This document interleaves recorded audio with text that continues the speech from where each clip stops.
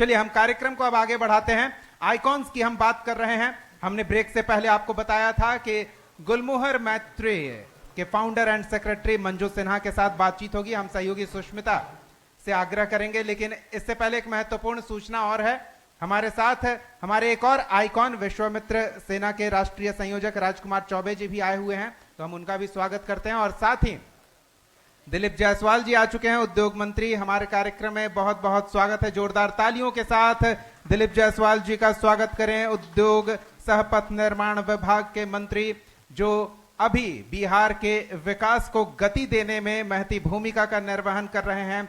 उद्योग को किस तरह से गति मिले, इसको लेकर प्रोत्साहित किया जा रहा है। तो हम कार्यक्रम को आगे बढ़ाएंगे।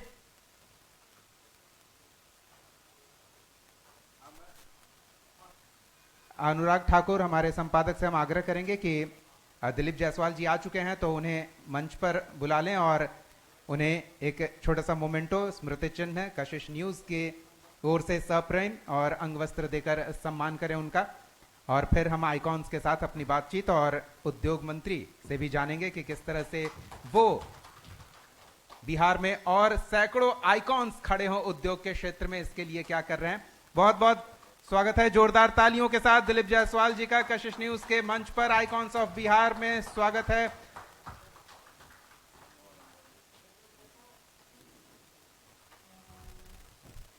चलिए, तो हम चाहेंगे कि दिलीप जायसवाल जी अपनी राय, अपने विचार, सरकार किस तरह से सहयोग कर रही है उद्योग को बढ़ावा देने के लिए, वो जरूर हमारे साथ साझा करें। आप सभी को नमस्कार। कशिश न्यूज द्वारा आयोजित कॉन्क्लेव में आइकॉन्स ऑफ बिहार श्री अनुराग ठाकुर जी, मुख्य संपादक कशिश न्यूज, श्री अमित कुमार सिंह जी कशिश न्यूज, राजीव रंजन जी कशिश न्यूज एवं कशिश न्यूज के यहाँ पर बैठे हुए पूरे टीम के सभी सदस्यगण, अन्य सभी अतिथिगण, मैं सबसे पहले कशिश न्यूज को हार्दिक शुभकामना देता हूं कि आपने आइकॉन्स ऑफ बिहार और इस तरह के कार्यक्रम को आयोजित किया है। और मैं लगातार देखता हूं कि जिस झंझावत से आप टकराते हुए, लड़ते हुए, संभलते हुए और जनता के कसौटी पर अपने आप को खरा उतरने का प्रयास कर रहे हैं, मैं आपके उस सार्थक प्रयास का भी बधाई देता हूं, शुभकामना देता हूं। कोई भी न्यूज चैनल की सबसे बड़ी जिम्मेवारी है कि समाज के समस्याओं को, समाज के उपलब्धियों को और घटित घटनाओं को पारदर्शिता के साथ सामने लाने का काम करे, सच्चाई के साथ सामने लाने का काम करे, तो उस चैनल की विश्वसनीयता समाज और वहां के लोगों के बीच बनी रहती है। एक नया ट्रेंड चला है आजकल, चाहे वो यूट्यूब चैनल हो, सोशल मीडिया हो, और आप तक पहुंचते पहुंचते तो थोड़ा देर हो जाता है, लेकिन आजकल नया ट्रेंड है कि यूट्यूब चैनल और सोशल मीडिया किसी भी न्यूज को इस तरह से प्रस्तुत करने का काम करती है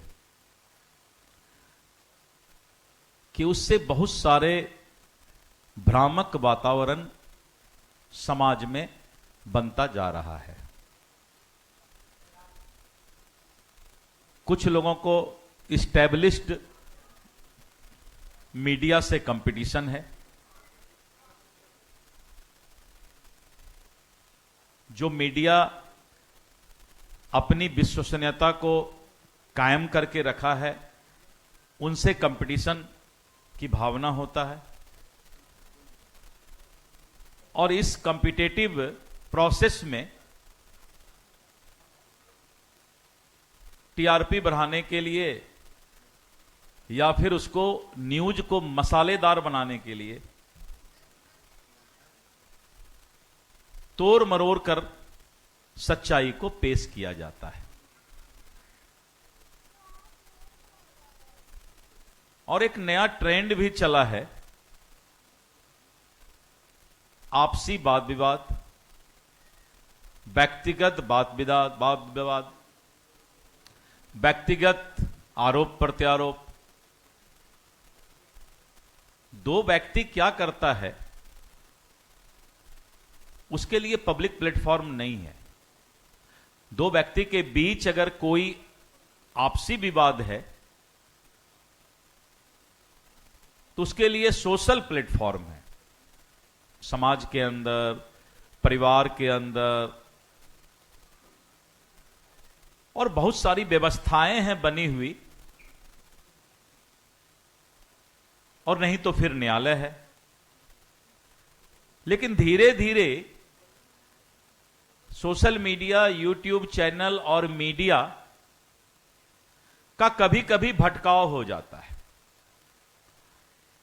अब जो लोग काम करते हैं यूट्यूब चैनल, सोशल मीडिया में, वो बेचारे को तो अपने चैनल के लिए गरम गरम मसाला देना है।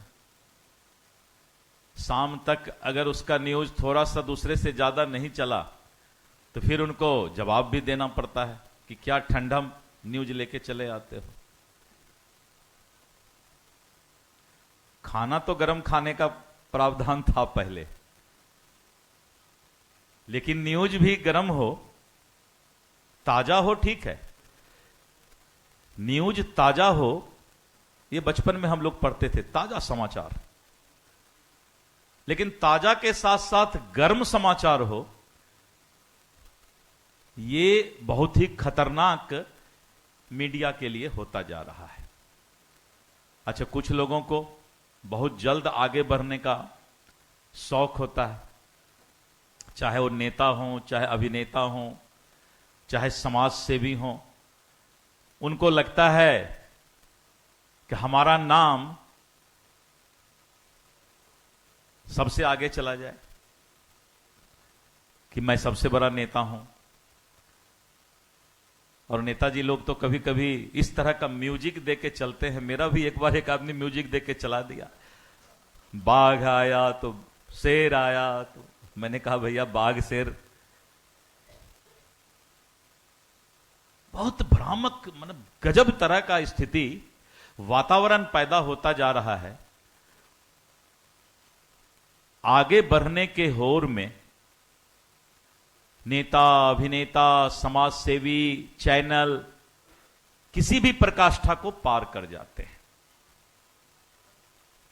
मैं भगवान से प्रार्थना करता हूं, क्योंकि पृथ्वी पर तो सब लोग इसमें इन्वॉल्व हैं, तो पृथ्वी में किसी को बोलने से फायदा नहीं है। मैं भगवान से प्रार्थना करता हूं कि हे भगवान, मुझे भी सुबुद्धि दीजिए और सबको सुबुद्धि दीजिए। इस छल प्रपंच के दुनिया में, इस मोह माया के दुनिया में अगर आइकॉन्स ऑफ बिहार से यहां मुलाकात हो रहा है तो ये तो मेरा बहुत बड़ा खुशनसीबी है। आइकॉन किसको कहते हैं? आइकॉन होने का रास्ता क्या है? आपके पद चिन्हों पर लोग चलना सीखे। कुछ ऐसा आप कर जाएं कि आने वाला जमाना आपके पीछे पीछे चले, उसको आइकॉन कहते हैं। और आइकॉन्स ऑफ बिहार, जब आपको कोई उस नजरिए से देखता हो तो आप सब चीज से ऊपर उठकर समाज के लिए समर्पित हो जाते हैं। तभी आप आइकॉन्स ऑफ बिहार या आइकॉन ऑफ द सोसाइटी बन सकते हैं।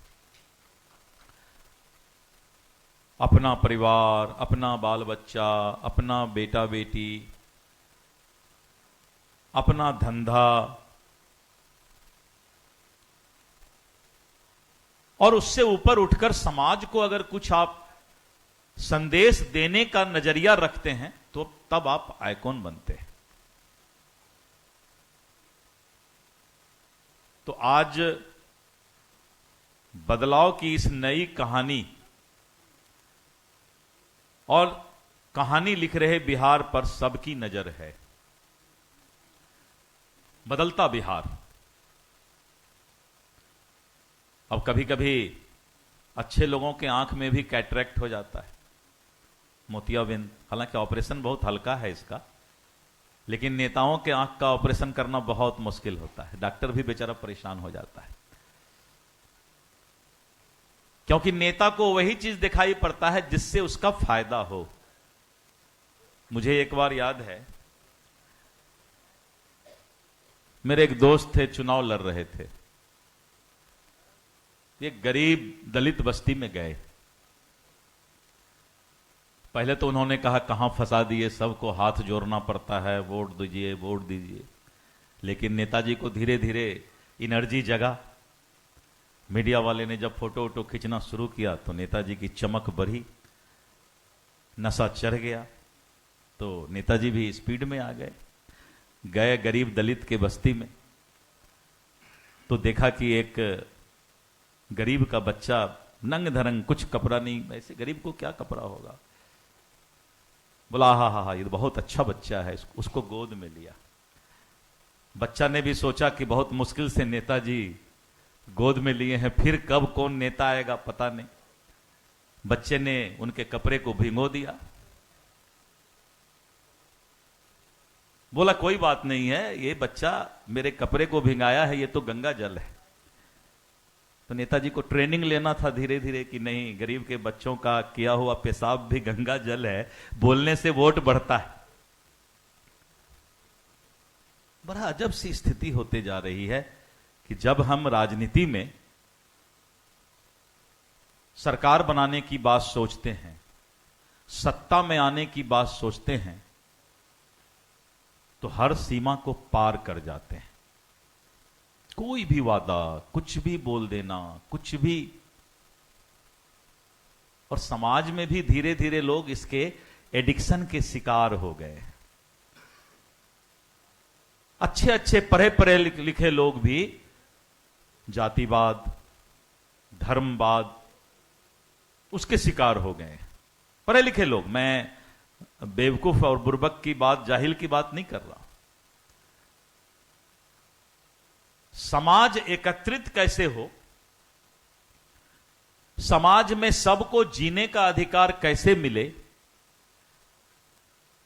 समाज के अंतिम पंक्ति में बैठे हुए इंसान को भी एहसास हो कि मेरा मानव जन्म किस कारण हुआ है, इन सब चीजों को भूलकर किसी तरह सत्ता में आ जाएं तो जात पात धर्म की प्रकाष्ठा हम पार कर जाते हैं। किसी एक दल पर मैं कोई आरोप नहीं लगा रहा, राजनीतिक परिवेश की बात कर रहा हूं। लेकिन मुझे इस बात की खुशी जरूर है कि आज बिहार आगे बढ़ रहा है। कुछ लोग बोलेंगे भाई बिहार आगे बढ़ रहा है, हमको उससे क्या फायदा है। ऐसे लोग भी जो सिर्फ अपने नजरिए से ही डेवलपमेंट को देखते हैं, विकास की क्या गति सीमा होगी, हमको क्या फायदा है, तब हम उसको स्वीकार करेंगे, ऐसी भी भावना लोगों के बीच होती है। लेकिन आज बिहार में विकास हो रहा है। अगर मैं तो पथ निर्माण मंत्री हूं, अगर हम सिर्फ रोड की बात ले लें, आज बिहार का रोड जो है पूरे देश के अंदर अव्वल राज्यों में एक राज्य है जो कि बिहार का हमारा रोड है। अगर हम पुल पुलिये की बात लें,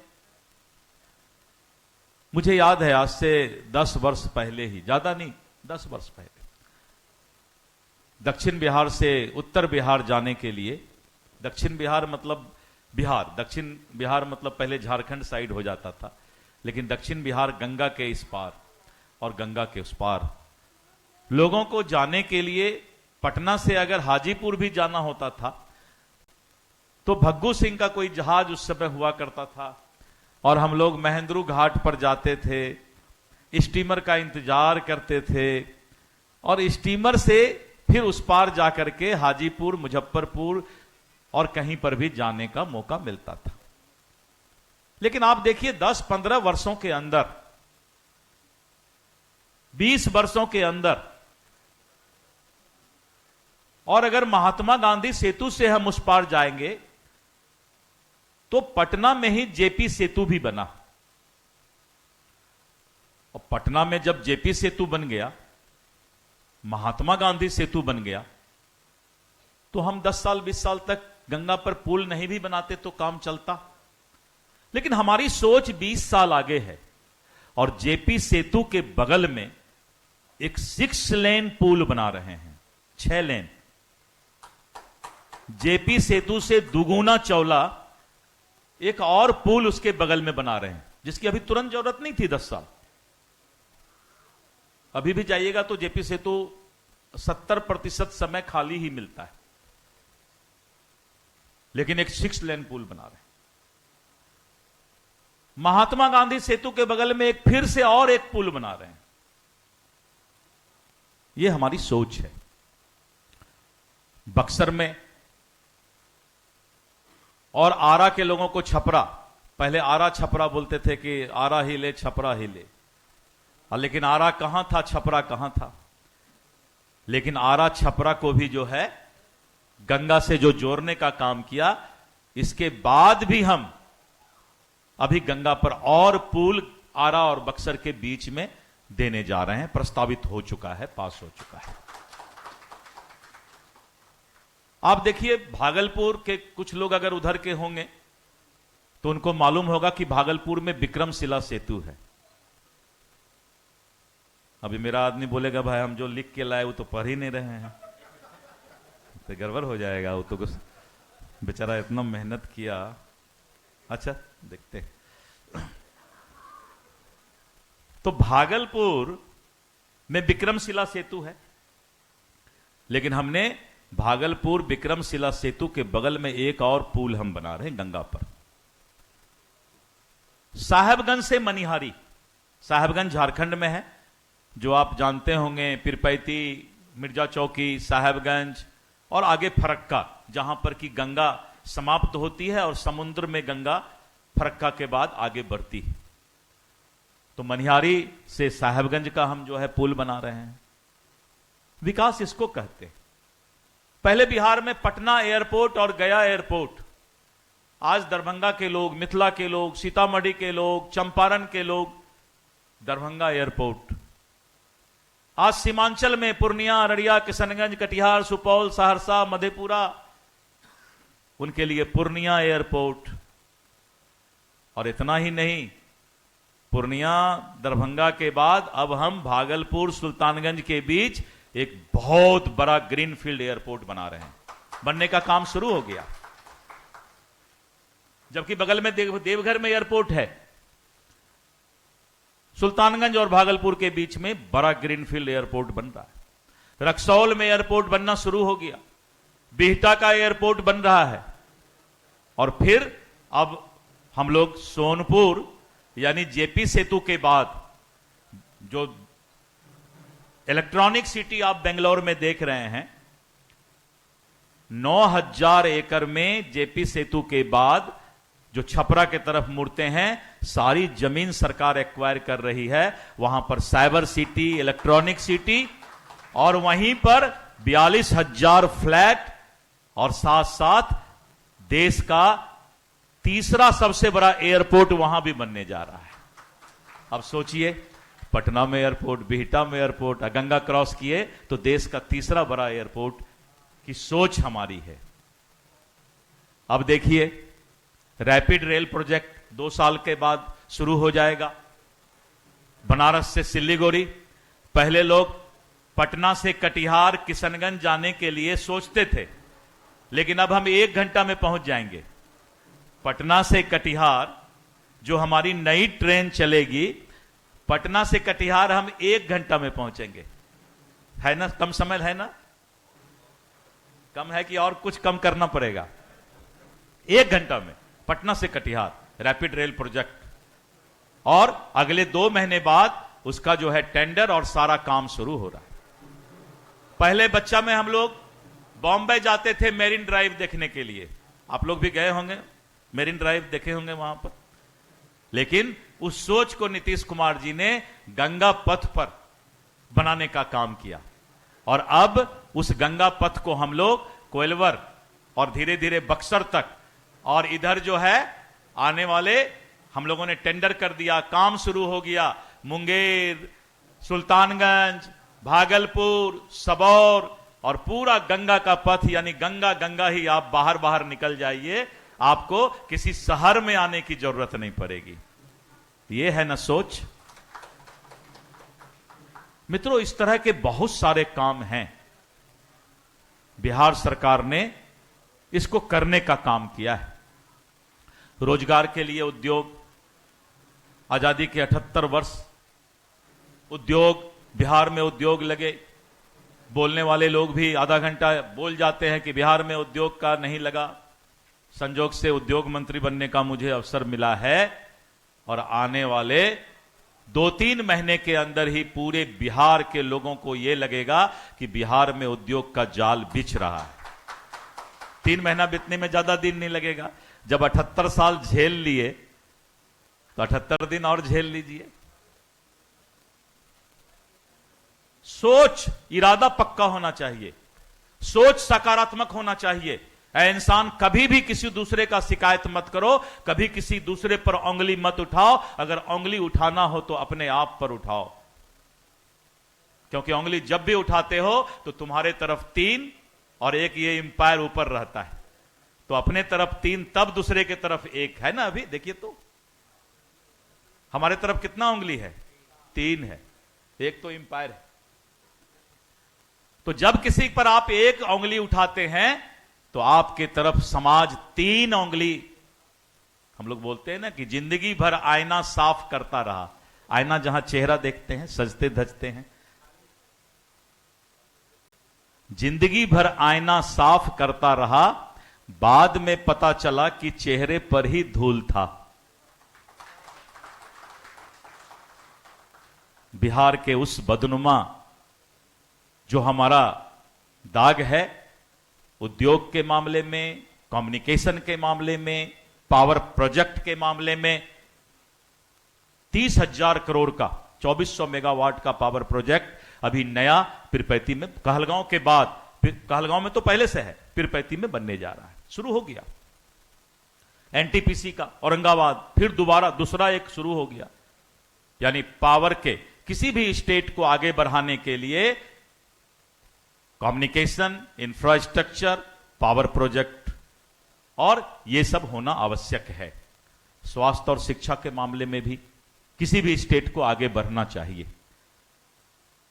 मेरा एक ही सोच है कि इरादा बुलंद रखिए, सोच सकारात्मक रखिए, बिहार आगे बढ़ेगा।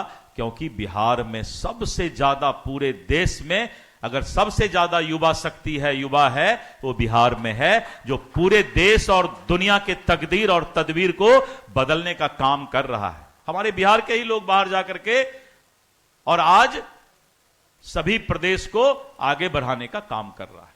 हमारे पास हुनर भी है, हमारे पास ह्यूमन रिसोर्स है। और अब तो और एक नई बात होने जा रही है। पहले हम पानी को, कोसी का पानी जो नेपाल के तरफ से आता था, बेतिया से लेके गलगलिया तक, गलगलिया, किशनगंज, पूरा सिकटी, अररिया, सुपौल, मधुबनी और जयनगर से बढ़ते हुए चंपारण तक कोसी का पानी अभी साफ था, बाढ़ आता था। अब हम वो भी तरीका निकाल लिए कि वो पानी हमारे लिए अब वरदान हो जाए, वो अब अभी साफ नहीं हो। उस पानी से भी अब जो है हम लोगों ने सेमीकंडक्टर प्लांट लगाने जा रहे हैं एआई टेक्निक में, आर्टिफिशियल इंटेलिजेंस में। और जितना भी आप ऐप देख रहे हैं, मोबाइल देखते हैं, टीवी देखते हैं, सारा चीज के लिए सेमीकंडक्टर चिप्स की जरूरत है। और सेमीकंडक्टर प्लांट जिस दिन हमारा लग जाएगा, उसको इतना पानी चाहिए कि हम रोज नेपाल में पशुपति बाबा को बोलेंगे, हे बाबा और पानी भेजिए, क्योंकि वो पानी बेचकर ही हम अपना इंडस्ट्री को आगे बढ़ा सकते हैं। सोच होना चाहिए। लोगों ने कहा कि पैसा नहीं है, रोड कैसे बनेगा?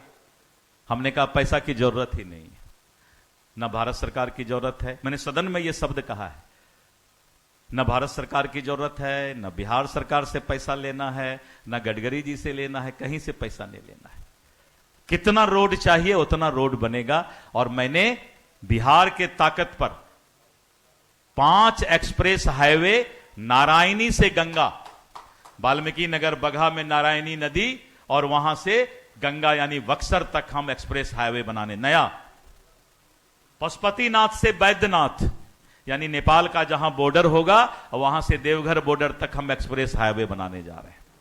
पूरे बिहार को नए 5 एक्सप्रेस हाईवे से जोड़ करके, और पूरे बिहार के अंदर देश का सबसे अव्वल रोड कंस्ट्रक्शन कराने का राज्य बिहार बन जाएगा।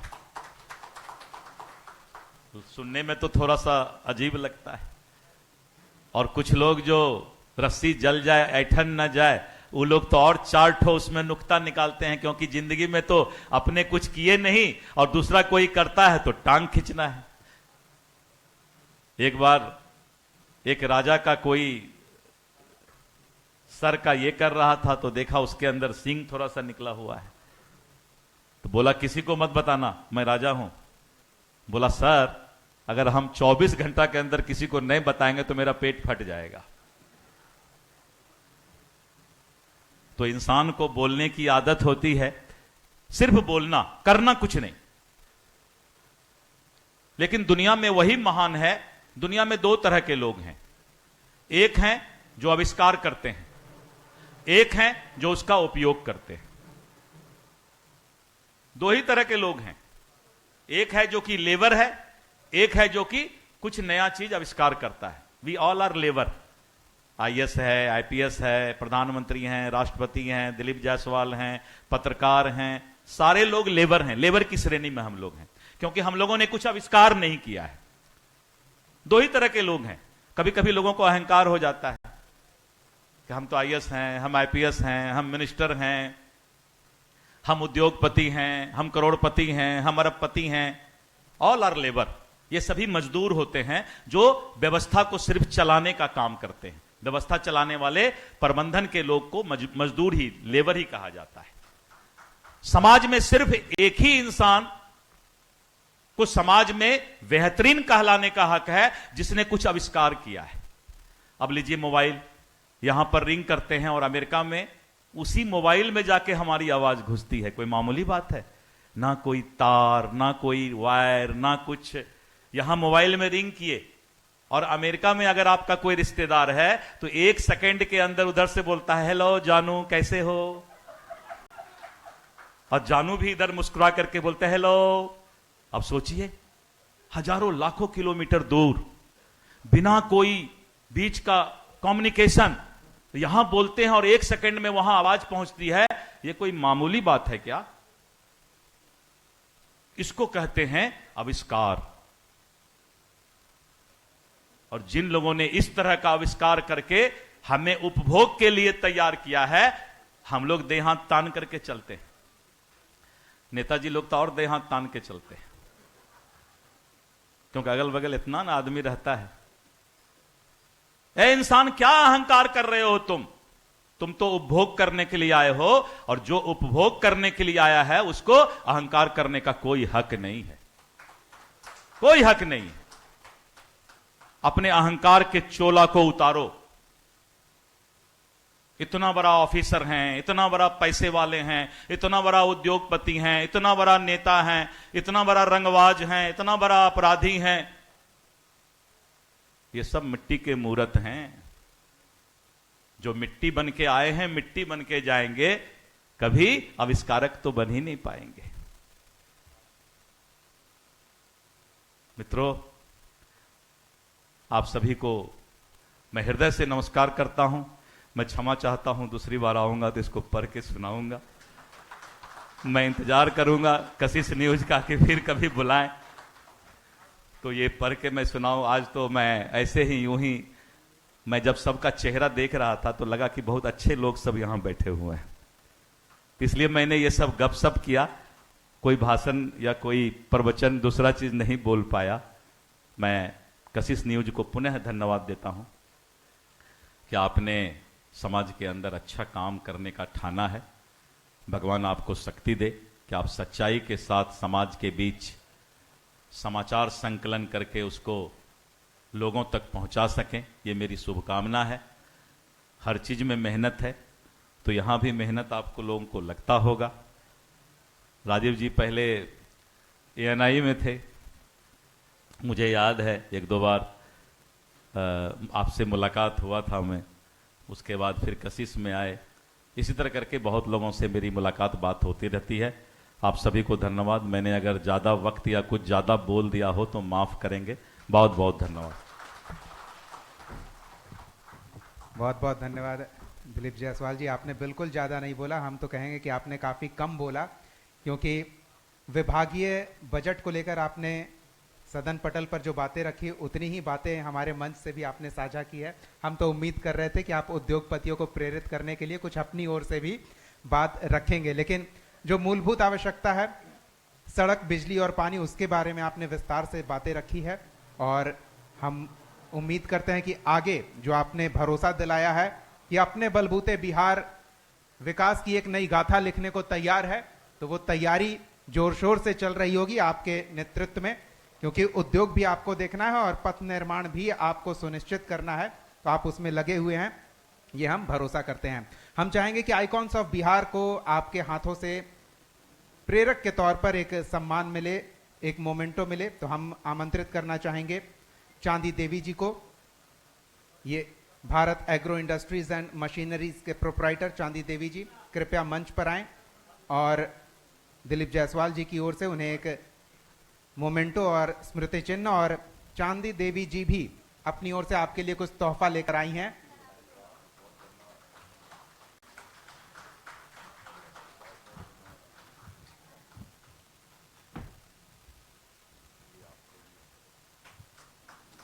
Proprietor Bharat agro industries and machinery चांदी देवी जी, जो कहते हैं ना फर्श से अर्श तक का सफर, वो इन्होंने तय किया है। महिला उद्यमी के तौर पर इन्होंने अपनी एक पहचान स्थापित की है और अब ब्रांड बन चुकी हैं। साथ ही हम आमंत्रित करना चाहेंगे जहानाबाद जिले से पलनजी इंडस्ट्रीज के केसरी बंधुओं को, सुधीर केसरी जी, धीरज केसरी जी और उत्तम केसरी जी कृपया मंच पर आएं। और सवेरा फर्नीचर्स एक ब्रांड बन चुका है बिहार में, जहानाबाद से शुरू करके पलनजी इंडस्ट्रीज, और इनके सुधीर केसरी जी, धीरज केसरी जी और उत्तम केसरी जी कृपया एक मोमेंटो और स्मृति चिन्ह, एक आइकॉन ऑफ बिहार का सर्टिफिकेट भी है सर।